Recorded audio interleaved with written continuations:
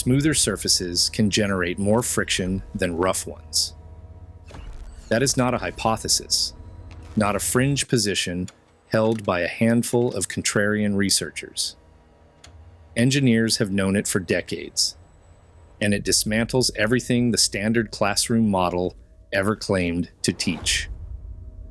Here is one number to hold on to.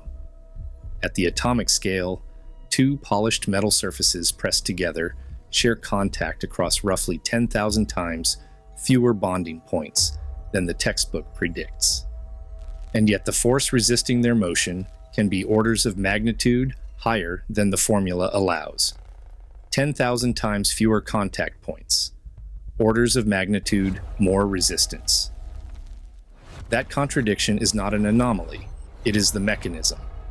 And by the end of this video, the reason it has never appeared in a physics classroom will be exactly as unsettling as it sounds. Every student who has sat through an introductory physics class has seen the same diagram. Two surfaces pressed together, little jagged teeth on each one, interlocking like gears, catching against each other as one slides across the other. Friction, the diagram implies, is a mechanical problem. A question of roughness, of grip, of one sharp edge snagging against another. That model is a pedagogical simplification. Practicing engineers discarded it decades ago. It survives in textbooks not because it is accurate, but because it is teachable. The first sign that something is wrong with it appears the moment anyone examines the coefficient of friction. That number printed in tables at the back of every physics textbook, assigned to pairs of materials as though it were a fixed property, like density or melting point. Rubber on concrete, approximately 0.7. Steel on steel, approximately 0.6. The numbers sit there, clean and authoritative. But the coefficient of friction is not a fixed property of a material. It is a dynamic variable. It shifts with applied load. It shifts with sliding speed. It shifts with temperature. It shifts with the history of the surface. How many times it has been used, in which direction, under what conditions. The same two pieces of steel, tested under different loads in the same laboratory on the same afternoon, can return coefficients that differ by a factor of 2 or 3. No table in any textbook mentions this. And then there is the fact that makes the standard model not merely incomplete, but structurally impossible to defend. Two ultra-polished steel plates pressed together in a vacuum do not grip each other more tightly than rough ones. They fuse, permanently. The friction force between them does not resist motion. It exceeds the tensile strength of the steel itself. The plates do not slide. They weld. At room temperature. Under nothing more than contact pressure. No heat source, no adhesive. That is not grip. That is cold welding. And it happens because the mechanism of friction has nothing to do with interlocking teeth. Which raises the only question that matters. If the textbook model is wrong, if surfaces are not gripping each other like gears at all, what is actually happening the moment any two surfaces touch? To answer that, scale must first be established. And the scale involved is genuinely difficult to absorb. A surface that appears perfectly flat to the naked eye, a machined steel plate, a polished glass panel, a precision-lapped bearing race, is, at atomic resolution, a mountain range.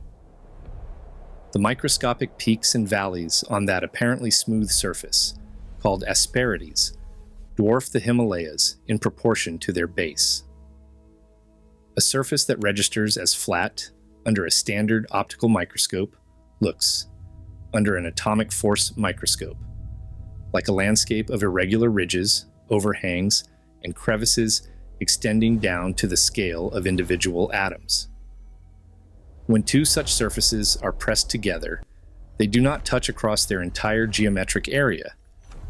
They touch only at the tips of the highest asperities, the peaks of those mountain ranges, making contact across a combined area that is typically less than 1% of the total surface area that appears to be in contact. 1%. The engineering equivalent of resting a fully loaded Boeing 747 on a patch of material the size of a single postage stamp. At each of those micro-contact points, something happens that the tooth and groove diagram never depicted. Molecular bonds form. Atoms on one surface reach across the nanometer scale gap and bond with atoms on the opposing surface, in the same way that atoms within a single piece of material bond with each other. These are not metaphorical connections. They are actual chemical bonds, adhesive junctions at the atomic level. They form and break billions of times per second during any sliding motion. Friction force is not the mechanical resistance of surface teeth. It is the cumulative energy cost of continuously shearing those molecular bonds apart.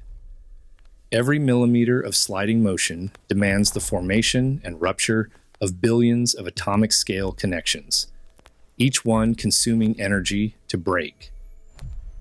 The heat generated during friction is not a byproduct of surfaces scraping against each other. It is the released energy of broken molecular bonds. This is the mechanism. This is what tribologists, the engineers and physicists who study contact mechanics, have understood since the mid-20th century. And it has an implication that ends careers when it is encountered without warning. Tribologists working on precision bearings must account for a phenomenon called junction growth, the tendency of contact spots to spread under applied load as molecular bonds draw the surfaces closer together. Junction growth can increase the actual friction force by a factor of 5 to 50 beyond what the standard formula predicts. 5 to 50, not 5 to 50%, 5 to 50 times. Which brings the next question into sharp focus. If the real mechanism is molecular bonding rather than surface roughness, what happens when engineers deliberately make surfaces smoother? What happens when the asperities, those mountain ranges of micro-contact, are polished away?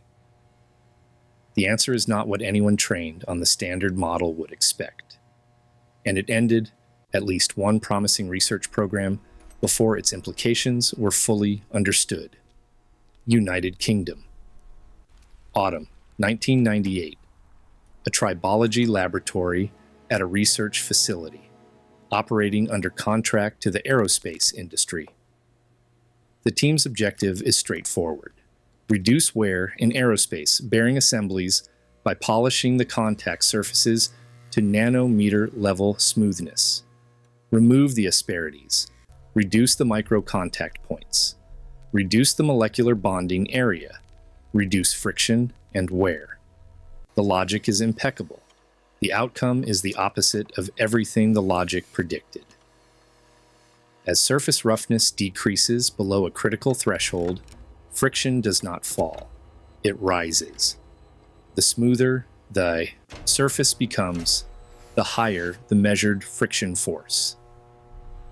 Below a certain level of roughness, the relationship between surface finish and friction inverts entirely. The phenomenon has since been formally documented as the adhesion-dominated friction regime, and it is exactly as significant as its name implies. The mechanism is not mysterious once the molecular bonding model is in place. When asperities are removed by polishing, the true contact area, the area across which molecular bonds can form, approaches the geometric contact area. The mountain ranges are flattened. The peaks that previously limited contact to 1% of the surface are gone. Nearly every atom on one surface now sits within bonding range of every atom on the opposing surface. The number of molecular bonds that form under load does not decrease. It multiplies catastrophically. The surface that was supposed to generate less friction generates more, dramatically more. This is not merely a laboratory curiosity. The same mechanism is implicated in a documented class of aerospace fastener failures. Cases where overfinished mating surfaces cold weld under vibration loading, producing structural failures that investigators struggled to explain for years. In maintenance records and failure analysis reports, this failure mode appears under the label fretting fatigue. The term is accurate as a description of the surface damage observed. It is silent on the underlying mechanism, the adhesion-dominated bonding that caused surfaces finished to aerospace tolerances to fuse in service. Operators read the label. They never read the mechanism. For years, the connection between surface overfinishing and in-service cold welding remained invisible inside the bureaucratic language of the maintenance record. And then, there is the date that stops this from being a story about one laboratory in 1 year. The friction model still printed in physics textbooks worldwide.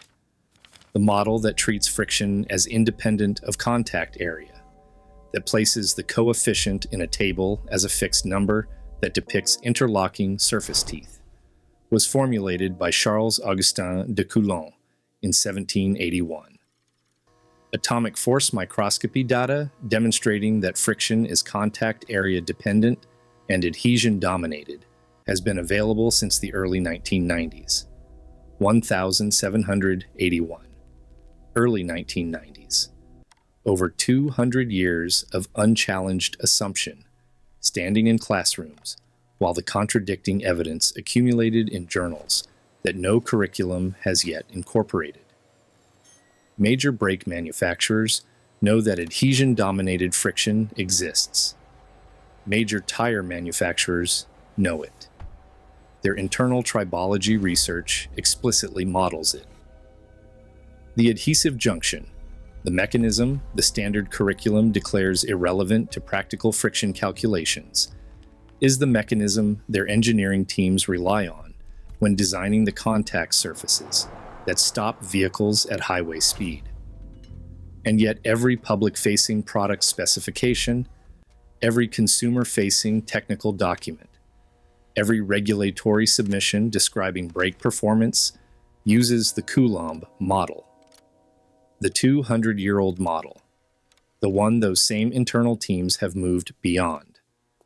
The reason is not deception in any simple sense. It is structural. Regulatory frameworks are written in the language of Coulomb friction. Liability law references Coulomb friction coefficients. Test standards specify Coulomb friction parameters. To publish a product specification in the language of adhesion-dominated contact mechanics would be to submit a document that no regulator's framework can process and no court can evaluate. The correct model has been excluded not by conspiracy, but by the inertia of legal and regulatory language built around the wrong one. The surface finish tolerances in brake pads are a precise example of this concealed engineering. Those tolerances are not arbitrary. They are engineered to keep the contact surface in what might be called the intermediate roughness regime, rough enough to prevent cold welding under sustained pressure, smooth enough to maximize the adhesive bond area that actually generates stopping force. A deliberate balance, held to nanometer-level precision in manufacturing.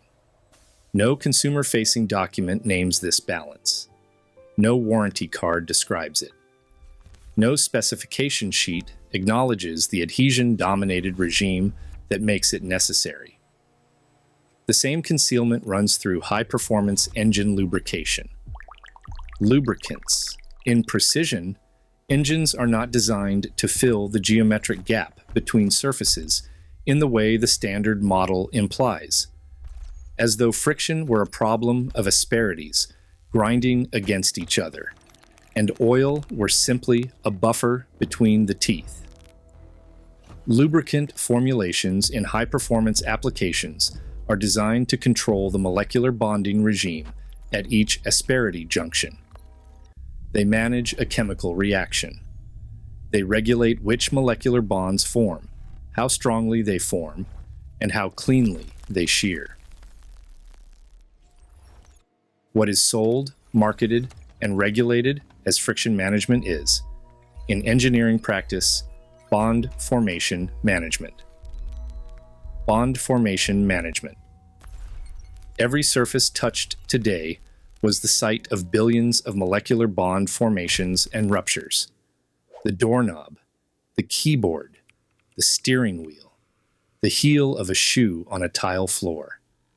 At every one of those contact points, adhesive junctions formed and sheared in the adhesion-dominated regime that no school diagram has ever accurately depicted. The textbook showed teeth. The reality is chemistry. The textbook showed a coefficient. The reality is a variable that shifts with temperature, speed, load, and surface history, in ways that 5 decades of tribology research have mapped in detail, and that no introductory curriculum has yet found room to include. If friction, one of the first forces any student is taught, is not what engineers were taught, the question that follows is a quiet one. And it does not require a loud answer. What else has been accepted without question?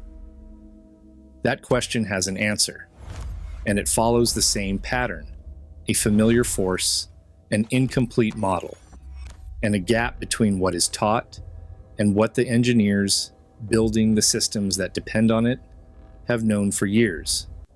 That is the subject of the next video.